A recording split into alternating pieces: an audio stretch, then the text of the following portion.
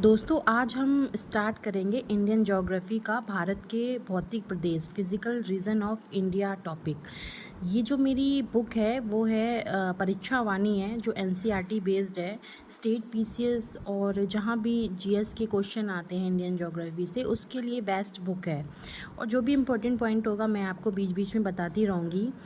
तो स्टार्ट करते हैं। भारत की जो भूगर्भिक जो संरचना होती है, भौगोलिक जो संरचना होती है, उसकी विविधता ने देश की उच्चावच तथा भौतिक जो लक्षण है कि उनकी जो विविधता को जन्म दिया है। देश के लगभग 10.6% क्षेत्र पर पर्वत हैं और 18.5% क्षेत्र पर पहाड़ियाँ हैं और 27.7% पर पठार हैं तथा 43.2 क्षेत्रफल पर मैदान घिरा हुआ है।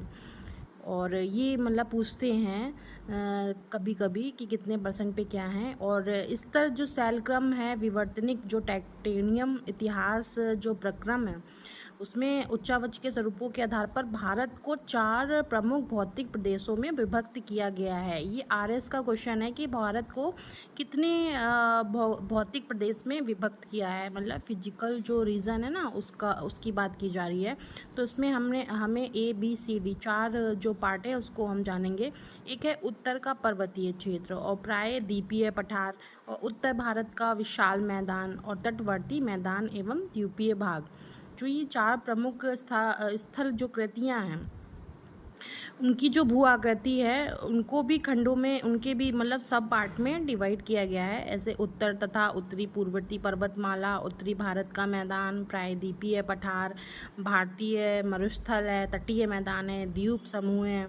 तो हम इसका उत्तर तथा उत्तरी जो पूर्वी पर्वतमाला है उसके बारे में जानेंगे। द नॉर्थर्न माउंटेन रीजन जो उच्च धरातल हिमाच्छादित चोटियाँ हैं जो बर्फ़ से ढकी हुई हैं, गहरी हैं, गहरा व जो कटा फटा जो धरातल है वो पूर्वगामी जल प्रवाह मतलब पहले से जो जहाँ पे जल प्रभावित होता रहा है, जहाँ पे पेचीदी भू गर्भिक संरचना बन गई है। और उपोष्ण अक्षांशों में मिलने वाली शीतोष्ण मतलब उपोष्ण मतलब गर्म और वो शीतोष्ण ठंडी जो वनस्पतियाँ हैं आदि जो विशेषता हैं भारत के इसी पर्वतीय भाग को अन्य धरातली भूभागों से अलग करती है। भारत की ये जो पर्वतमाला है वो सिंधु नदी के मोड़ से प्रारंभ होकर ब्रह्मपुत्र नदी के मोड़ तक फैली है।